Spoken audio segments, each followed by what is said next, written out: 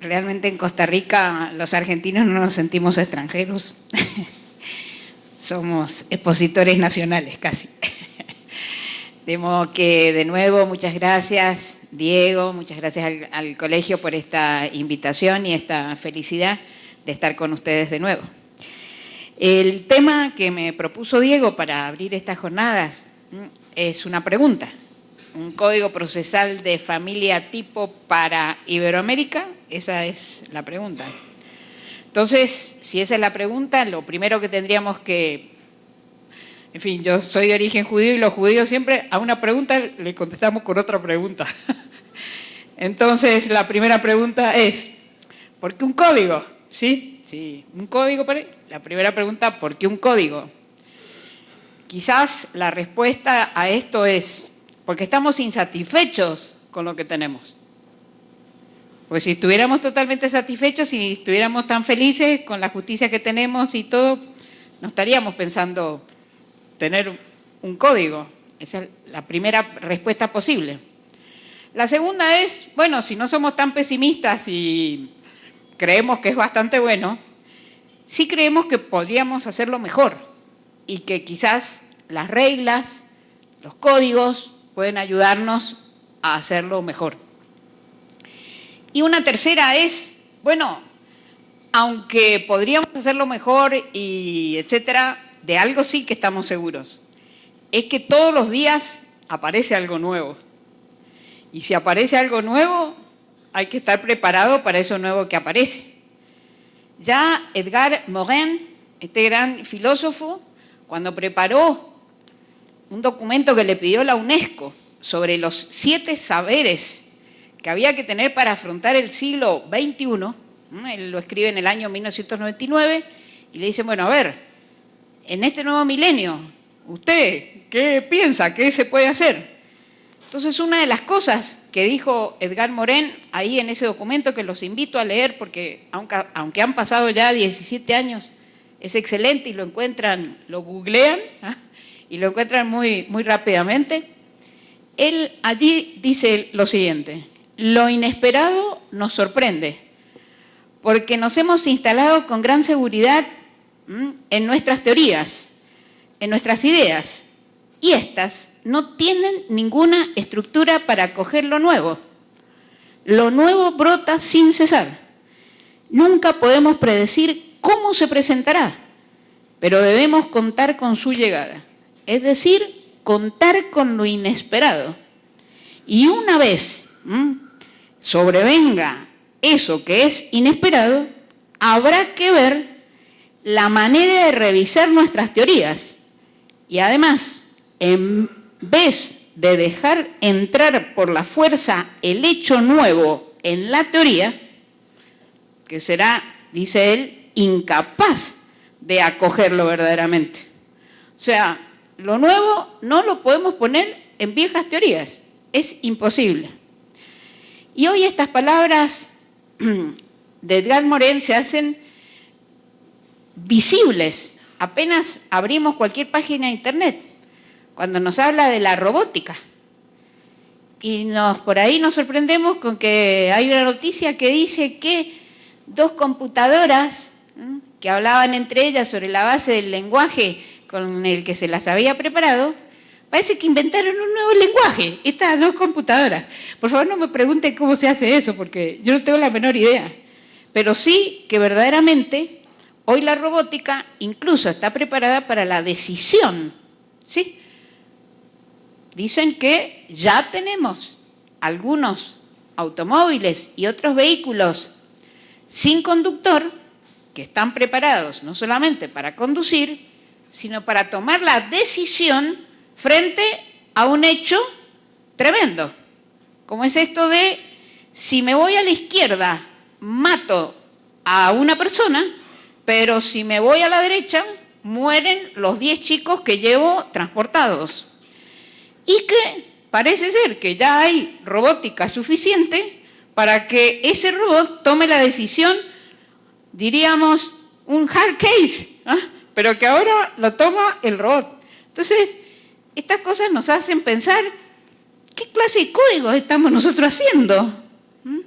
Cuando nosotros en Argentina concluimos el capítulo de la compraventa en el Código Civil y Comercial nuevo que rige a partir de agosto del año 2015, apareció por ahí un libro que decía que ya en este momento es posible sentarnos en la computadora y de la misma manera que hacemos imprimir lo que hemos escrito a través de la impresora, ahora podemos comprar algo, pero no para que nos lo manden, sino para que salga de la computadora, de la misma manera que sale el papel impreso, que salga ese par de zapatos que nos viene justo con el medio punto que necesito, ahora que soy vieja y tengo juanetes. No sé si llaman juanete ustedes las deformaciones de los pies.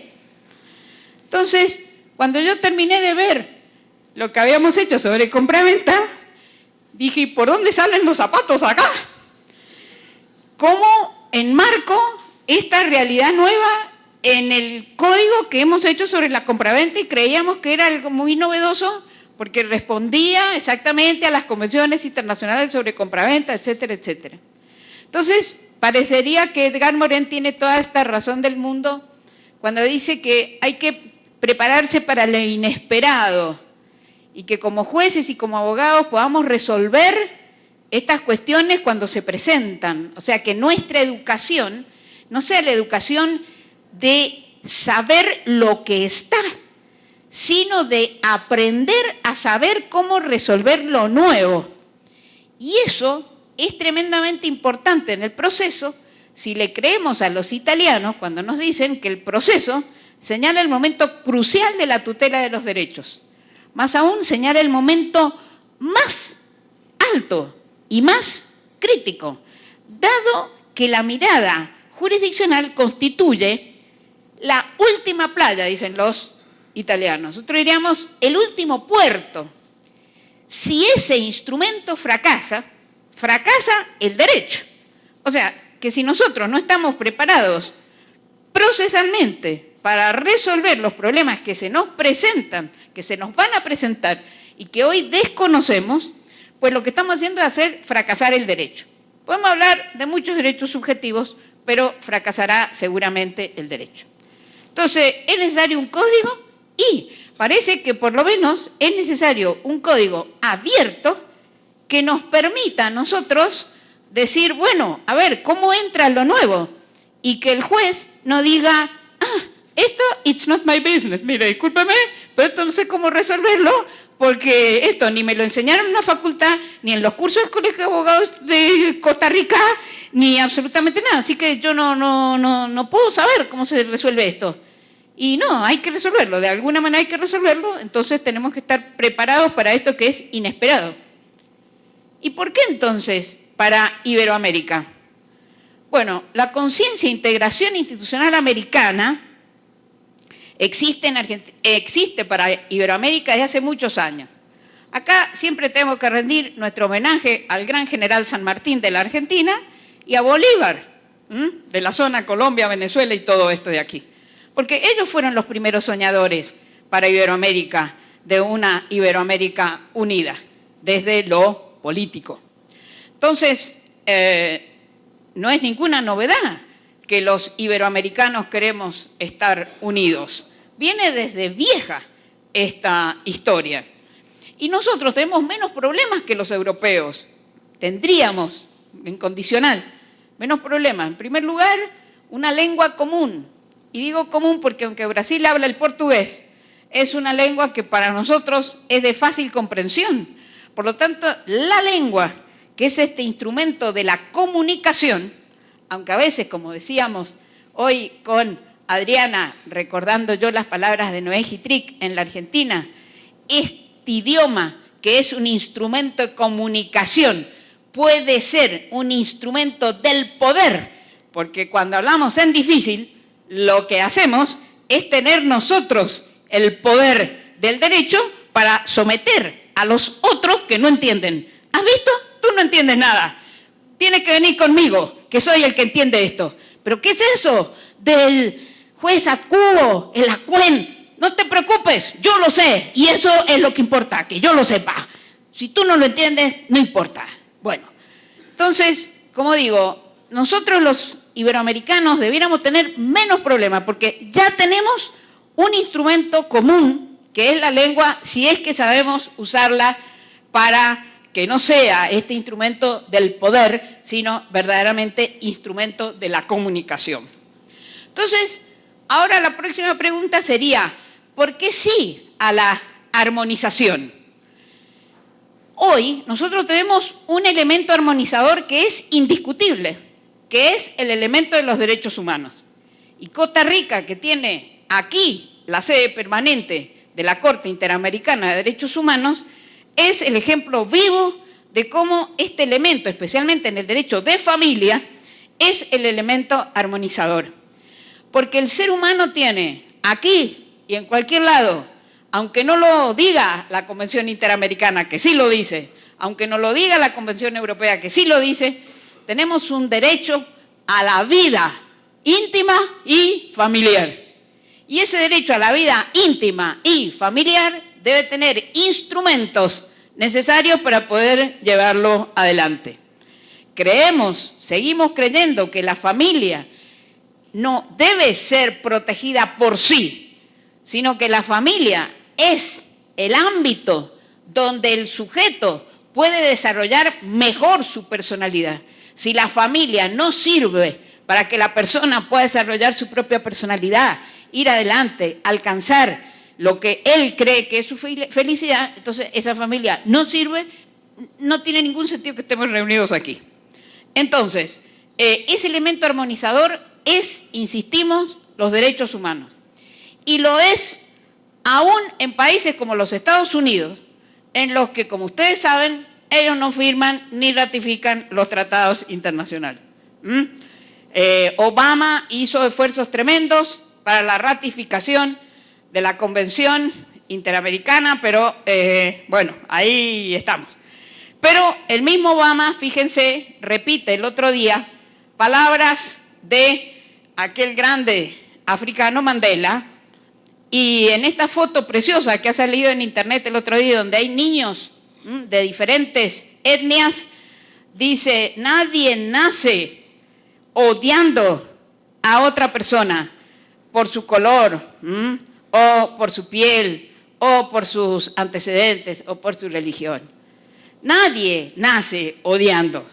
Si nadie nace odiando, debe ser que nosotros no sabemos educarlo suficientemente bien para terminar con esos odios. Y evidentemente el ámbito en el que nosotros nos desarrollamos, que también debe ser el de la educación, debe permitir que no solamente estos niños estén juntos, sino que nosotros, a través de los medios, de los instrumentos que manejamos, que es el derecho, a través de este gran instrumento, propiciemos perfectamente que estos niños que están ahí, todos juntos, jugando y divirtiéndose, cuando lleguen adultos, sigan pensando en que la vida es posible y que no debemos discriminar. Y fíjense lo importante que es que el derecho sea común. Mi querido amigo Eloy Espinosa, que es juez de la Corte Constitucional del Perú, cuando habla del control de convencionalidad, que este año nos hemos pasado una gran vergüenza en la Argentina sobre este tema, pero bueno, dejo de lado, no traigo las cuestiones internas acá. Pero miren qué maravilloso lo que dice Eloy Espinosa. Dice: se entiende por convencionalización del derecho a la apuesta por la configuración de un derecho común. ¿Qué quiere decir Eloy con esto? Dice: mire, si nosotros hacemos control de convencionalidad, si interpretamos en forma armónica esto que hemos pretendido armonizar, que son los derechos humanos para América Latina a través de la Convención Interamericana de Derechos Humanos, y si hacemos ese control e interpretamos armónicamente, vamos a tener en latín, un jus comune, un derecho común para todos nosotros. Y es ese derecho común el que va a favorecer que en América Latina podamos ir adelante con la eficacia y la justicia de los derechos humanos. O sea, a través de ese control de convencionalidad vamos a tener un derecho común. Y esto es lo que estamos buscando ahora haciendo este código, es lo que están, la pregunta es, ¿para qué un código? Y para tener un derecho común, pero que ese derecho común sirva para darle eficacia a los derechos humanos. Para eso. Si no sirve para eso, y me parece, Diego, que no tenemos que trabajar en esto y dediquémonos a trabajar a otra cosa. Entonces, fíjense ustedes que este grande del derecho procesal, don Piero Calamandrei, ya decía, el proceso civil moderno responde a los principios constitucionales de los nuevos ordenamientos democráticos, en el que las partes son personas, es decir, sujetos de deberes y derechos que no están sentados frente al juez como súbditos, sometiéndose a su potestad y obligados a obedecerlo pasivamente, sino como ciudadanos libres y activos que tienen ante el juzgador no solo deberes que cumplir, sino también derechos que hacer respetar, por lo que el juez no debe estimarse únicamente como una autoridad dotada de poderes, como un funcionario sujeto a deberes y responsabilidades frente a las partes. Fíjense, esto ya lo decía Calamandrei, el centro del proceso es la persona, son sus derechos y los jueces no nos podemos mover con este criterio de I'm the judge, yo soy juez y vos espérate, vamos a ver qué pasa. Entonces, además de la amistad que nos une y de la que tanto se habla en estas palabras iniciales de las jornadas, ¿por qué me ha invitado Diego a que hable yo de este tema? Yo no fui parte de aquellos antecedentes que él menciona para juntarse. Bueno, quizás mis experiencias en trabajo de armonización puedan servir para ver cuáles son los problemas con los que nos vamos a encontrar y de qué manera los podemos solucionar. Entonces, yo he trabajado en estos temas de armonización, primero con aquellas reglas para el proceso común que preparó el American Law Institute con UNIDROIT sobre la base de un proyecto maravilloso que hizo el profesor Hazard de Estados Unidos junto con el profesor Tarufo de Italia. Después tuve también la experiencia de trabajar sobre el principio de precaución que finalmente aprobó la UNESCO. Con los principios para armonizar el régimen de los contratos en América Latina, que eso se está todavía preparando desde hace bastante tiempo. Y en Argentina con un código modelo tipo para procesos de familia. Entonces, de estas 4 experiencias, ¿qué les puedo contar yo con cuáles son los problemas con los que nos vamos a presentar? Y que tenemos que resolver antes para evitar muchísimas discusiones que yo he tenido en estas 4 experiencias anteriores. Para eso lo cuento, para decirles cuáles fueron los problemas y ver si podemos partir sin tener esos problemas, llevar el tema ya resuelto. Primer punto, ¿qué es lo que vamos a hacer acá? ¿Reglas o vamos a dar los grandes principios? ¿Qué nos interesa? ¿Esto qué va a ser? Un código que va a estar diciendo la demanda se corre traslado por 5 días. Y parece que eso no. O sea, lo único que podemos armonizar nosotros son los grandes principios que puede tener el proceso. Un segundo problema es, a ver, ¿qué es lo que estamos buscando? ¿Armonizar lo que tenemos o armonizar previendo el futuro? ¿Qué es lo que estamos haciendo? Yo estoy haciendo un informe de la Argentina, Diego lo hace sobre El Salvador, y después entonces nos sentamos con todo eso y decimos, a ver, ¿qué tenemos en común acá? Y todos dicen que la competencia cuando hay un niño, el juez competente del centro de vida de ese niño. Entonces lo voy a poner, porque eso es lo que decimos todos, entonces lo pongo acá. O por el contrario, tengo que hacer ese trabajo, claro que lo tengo que hacer, pero no me puedo quedar en eso, sino que tengo que decir, a ver, ¿de aquí en más? Ante lo inesperado, eso de Morén, ¿qué es lo que tengo que hacer con esto? ¿Tengo que prever eso y ponerlo en este código modelo? ¿O por el contrario decir, too much? La expresidenta de la Argentina no sabe inglés, pero esa expresión siempre usaba, too much. Bueno, esto es demasiado. No, si no sé ni lo que tengo ahora, ¿qué voy a poner lo inesperado? Bien. Y la tercera pregunta, la que también se habla acá. ¿Y la cuestión económica? ¿Puedo estar yo previendo muchas cosas, pero resulta que después no tengo la plata para llevarlo adelante? Que cuando tengo ya hecho el proyecto desde el gobierno me dicen, no, eso no, porque no hay plata. Equipos interdisciplinarios, mejorarlo, porque mire, ahora vienen todos los temas de bioética a los juzgados de familia. Tenemos que tener a alguien especialista en esos temas. Ah, no, eso cuesta mucho dinero. Entonces, bueno, tengo que tener o no en cuenta ese presupuesto. Esas serían una de las tantas preguntas. Que, como digo, en estas 4 experiencias anteriores que yo tuve, estuvieron siempre presentes. Discusión permanente sobre esos temas. Bien, ahora, nosotros en Latinoamérica no tendríamos que partir de cero. Es ridículo partir de cero. Hay que acordarse de aquella famosa frase atribuida a Newton, no sé si será cierto, pero si era de Newton, magnífico, cuando Newton decía que los enanos ven más que los gigantes porque se pueden subir arriba de los hombros de los gigantes. ¿Sí? Y entonces, como se pueden subir arriba de los hombros de los gigantes, ven más lejos. Y yo siempre he creído en eso. Y si lo dijo Newton, mucho mejor. Eso significa que es muy inteligente esa frase. ¿Y qué tenemos para América Latina? Bueno, en América Latina nosotros tenemos un Código Procesal Civil modelo que se preparó ya en el año 1988. Y ahí sí que estaban los gigantes. Estaba Gelsi Vidar, estaba Vesco y están los grandes procesalistas, especialmente de la escuela uruguaya, por no mencionar a los grandes de mi país, como aquel gran Morelos que siempre recordamos nosotros en materia de proceso. ¿Y qué hicieron ellos?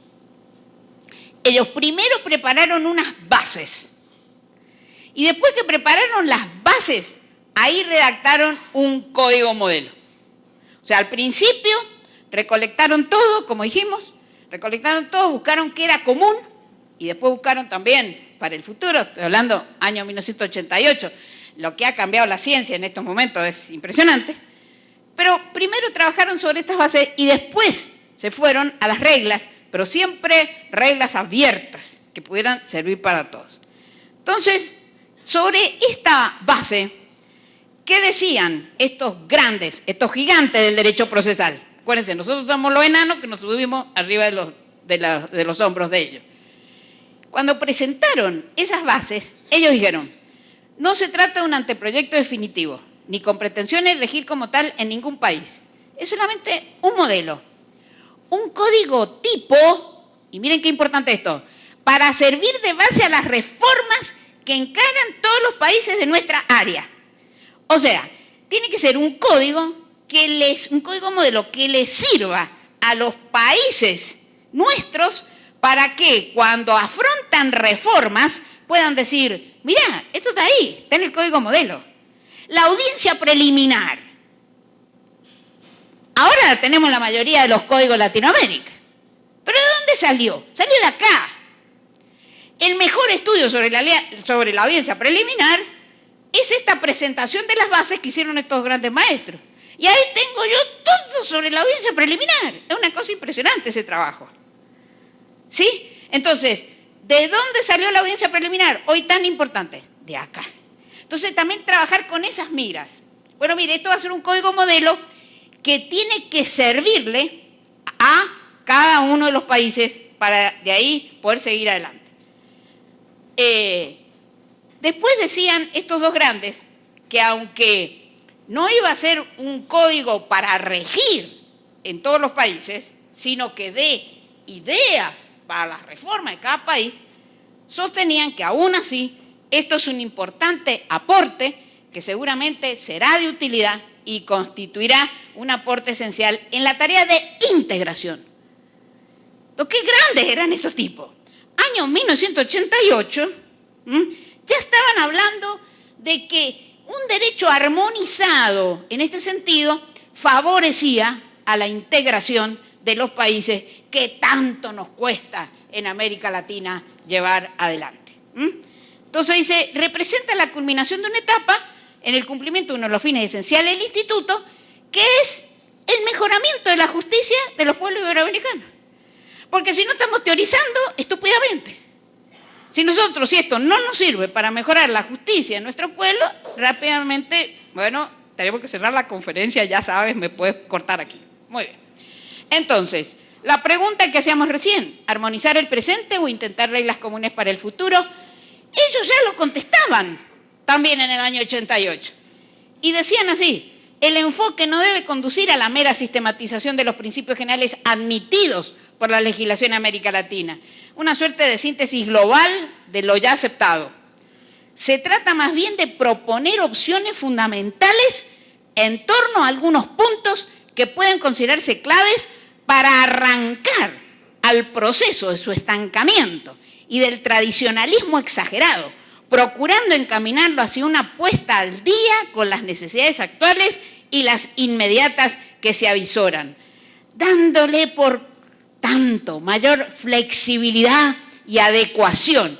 Y miren qué descripción. A esta época que no aprecia las formas ni por su antigüedad ni por su majestad, sino exclusivamente por su eficacia, que sigue apreciando como valor fundamental el de la justicia, especialmente si se refiere a los más débiles, y mencionaban los procesos de familia, de niñez, diríamos nosotros hoy, del trabajo, cierta forma en lo contencioso administrativo, etc. Y concluían este párrafo, que no puede soportar la exasperante lentitud en el obrar, que se sabe alejar de la comunicación y que quiere buscar los modos de lograrla en cualquiera de los planos de la relación humana y por ende también en el proceso. Por favor, subámonos a estas espaldas porque no hace falta ser demasiado creativos y no lo vamos a hacer para decir algo mejor que lo que ellos dijeron. Entonces, bases o reglas, bases sobre la base de principios o reglas, o sea, un código artículo por artículo. Ellos allí también dijeron, hemos descartado redactar un pequeño anteproyecto de código procesal. No es esta nuestra misión, sino la de proponer puntos de partida para la reflexión final. ¿Y esto por qué? Porque parece una verdad perogrullo, lo decimos siempre, pero parece que hay que seguirlo diciendo. El proceso es un instrumento. Esos jueces que dicen, ya sé que la solución es injusta, pero ¿qué querés? ¿Cómo que querés? Yo no puedo decir, esta es la solución injusta, pero ¿qué querés? Tengo que tener normas lo suficientemente flexibles para que este instrumento me sirva. Es un instrumento, verdad consabida, del derecho sustantivo, son solo instrumentos, y ellos explican algo importante que voy a señalar ahora también. Dice, se trata de una técnica para lograr la obtención de un cierto fin. Y como técnica, esto supone, primero, que miré la realidad. Vi lo que me pasa. Si yo no miro lo que me pasa, pues la técnica tampoco me sirve. Miro la realidad. En segundo lugar, determino la meta que pretendo lograr. Mi punto de partida y a dónde quiero llegar. Y en el medio, entre ese punto de partida y esa meta, tengo que fijar un procedimiento. Un instrumento que está elaborado por nosotros, los seres humanos, y que no siempre tiene por qué responder a las reglas de la naturaleza. Porque a veces la naturaleza nos hace cosas que no nos gustan. Entonces, lo que estamos haciendo nosotros es a través de la regla cultural que hemos conformado nosotros, elaborar algo que no siempre responde a lo que es espontáneo o natural, entre comillas. Y por supuesto, si hemos mirado este punto de partida que es la realidad, si tenemos metas, si hemos fijado este procedimiento, entonces en condiciones adecuadas, todo eso tendría que facilitar, acelerar, mejorar, etcétera, etcétera. ¿Qué hicimos nosotros en Argentina con el Código Civil y Comercial en materia de procesos de familia? Nosotros ahí pusimos un artículo, que es el artículo 706. Debo decirles que los procesalistas en Argentina nos han dicho de todo. Y nos han dicho de todo, ¿por qué? Porque en Argentina el derecho procesal es local, de cada provincia, alrededor de lo que pasa en Estados Unidos. Y esto es un código nacional. Entonces somos los autoritarios que podemos poner a las provincias. Pero esto a mí me da risa que el federalismo lo marquemos nosotros sobre la base de normas que su única finalidad es mejorar la vida de la gente. El federalismo en Argentina está muerto hace muchos años. Y está muerto porque cualquier gobernador, cualquier funcionario de provincia tiene que arrodillarse al presidente de la nación para tener los fondos. Y eso es lo que importa. Entonces, que no protestemos por eso y que protestemos porque el Código Civil tiene normas de procedimiento, sinceramente me parece por lo menos una paradoja. Entonces les voy a mostrar lo que dice este código, porque además nuestra Corte de la Nación hace más de 50 años que viene diciendo que no son inconstitucionales las normas de la Nación sobre el proceso si sirven para el mejor desarrollo del derecho sustancial, es decir, de los derechos que fijan las leyes nacionales. Entonces, ¿qué dice este código? El código dice, principios generales en los procesos de familia. El proceso en materia de familia debe respetar los principios de tutela judicial efectiva, inmediación, buena fe y lealtad procesal, oficiosidad, oralidad y acceso limitado al expediente. Estos serían los principios básicos, que yo no digo que tienen que pasar al código modelo, pero me parece que desde allí hay que partir. La tutela judicial efectiva, la inmediación, la buena fe y la lealtad procesal. Un juez activo, ya después en la otra charla yo les voy a hablar sobre esto. La oralidad, que es fundamental, los procesos de familia no pueden ser escritos, ¿sí? Y un acceso limitado al expediente porque no solamente tenemos un derecho a la vida familiar, tenemos un derecho a la vida íntima. Y la familia también debe ser protegida en eso. Después, ¿qué sigue diciendo este artículo? Dice, las normas que rigen el procedimiento deben ser aplicadas de modo de facilitar el acceso a la justicia, especialmente tratándose de personas vulnerables y la resolución pacífica de los conflictos. La vulnerabilidad, persona vulnerable, estas son palabras que no estaban y que no están en la mayoría de los códigos civiles de cualquier país. No sé si lo tiene el Código Civil de Costa Rica, la palabra vulnerabilidad, o la de los países que aquí están representados, Nicaragua, etc. Nos parecía que esta era una palabra que venía de la sociología, de la psicología. ¿Y qué tenemos que ver nosotros, agentes de derechos, con esas cosas? Bueno, nosotros estábamos acostumbrados a que somos nosotros los que le fijamos la cancha a las otras ciencias. Nosotros fijamos la cancha, nosotros, la gente de derecho. ¿Por qué nos creemos? Acá la cancha no la podemos fijar todos nosotros. Acá tenemos que hacerle caso también a la sociología, a la psicología, a la antropología. No somos los únicos que fijamos la cancha acá. Bien. Después dice que los jueces en los cuales se transmiten estas causas deben ser especializados. No podemos seguir teniendo jueces que están resolviendo la acción de reivindicación o una acción por restitución de tierras o lo que fuese, y tienen que contar con apoyo multidisciplinario. Esto hay que hacérselo entender al gobierno de Costa Rica. No se puede tener juzgado de familia sin apoyo multidisciplinario. Obviamente la decisión en los que están involucrados niños, niñas, adolescentes, de tener en cuenta su interés superior, esto dice la Convención Internacional de los Derechos del Niño, etc.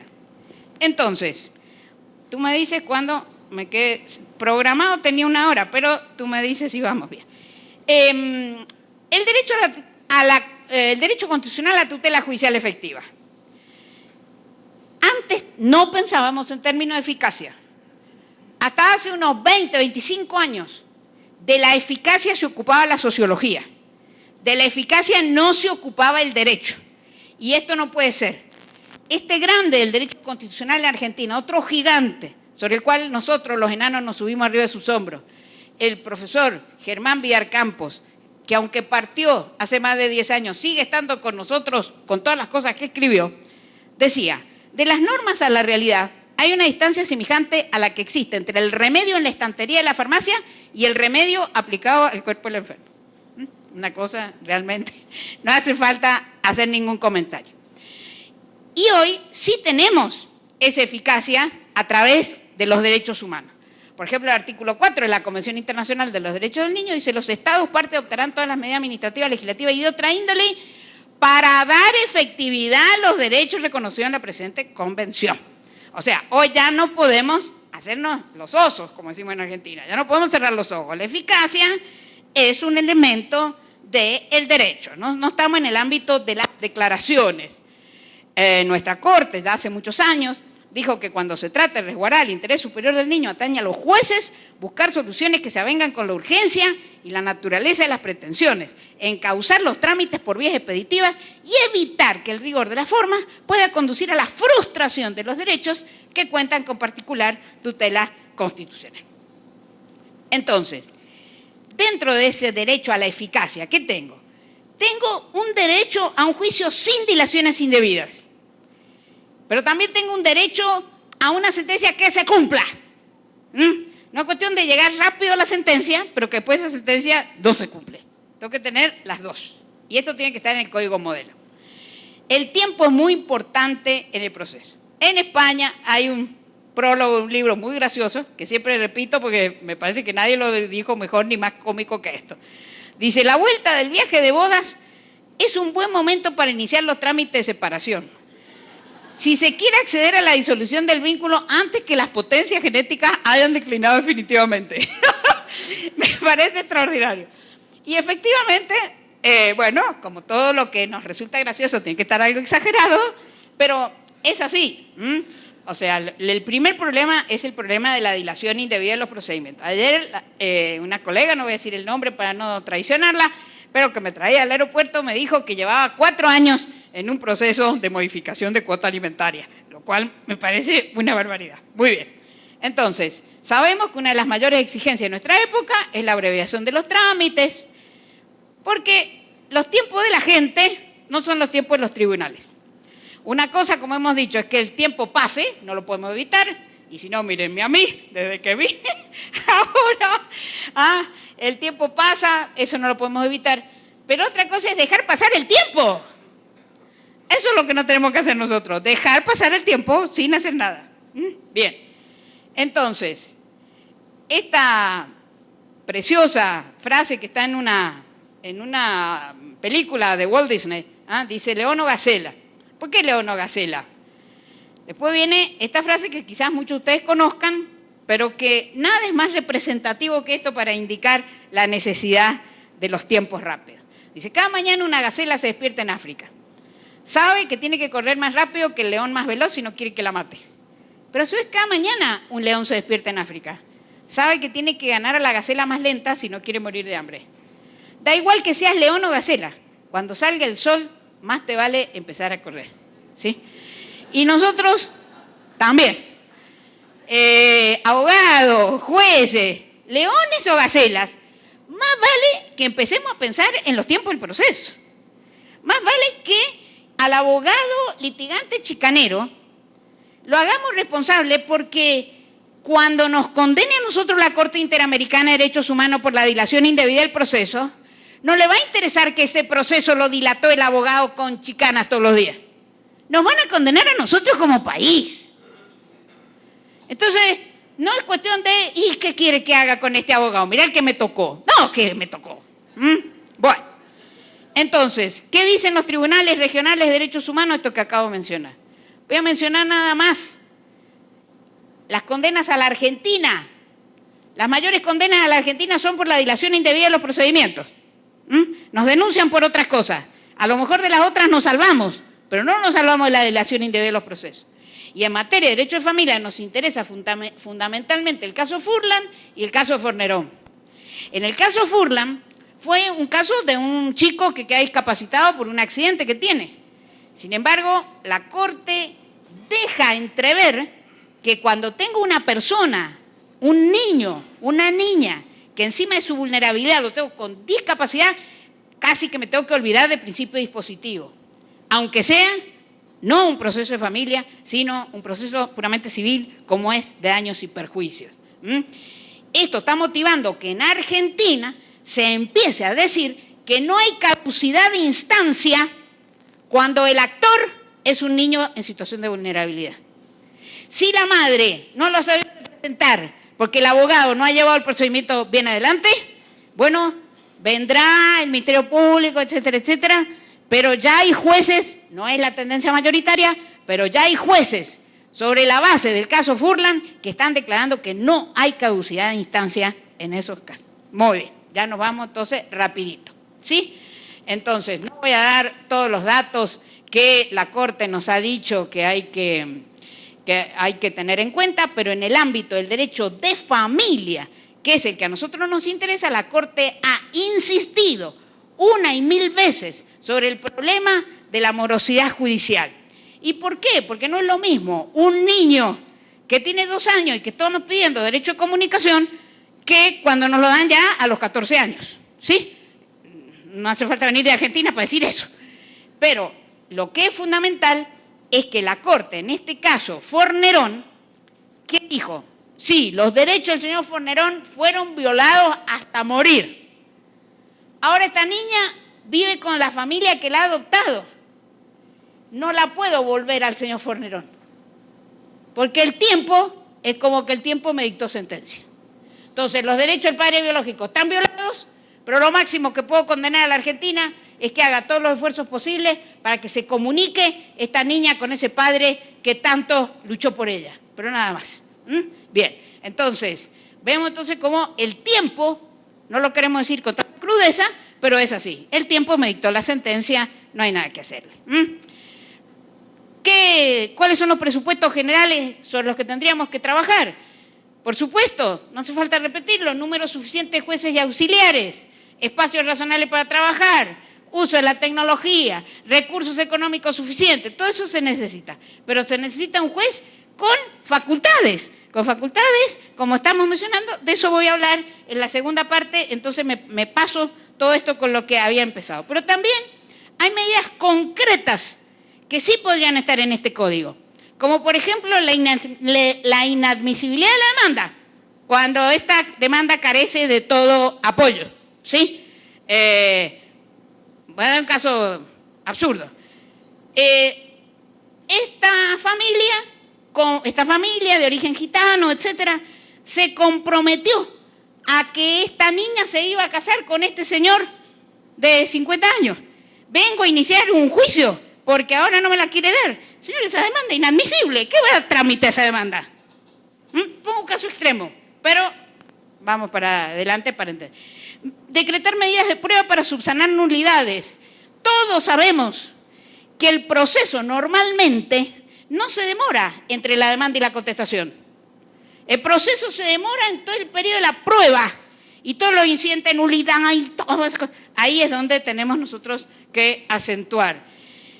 Y aunque estamos en un colegio de abogados, lo decimos acá porque lo dijo bien el señor presidente cuando inauguró esto.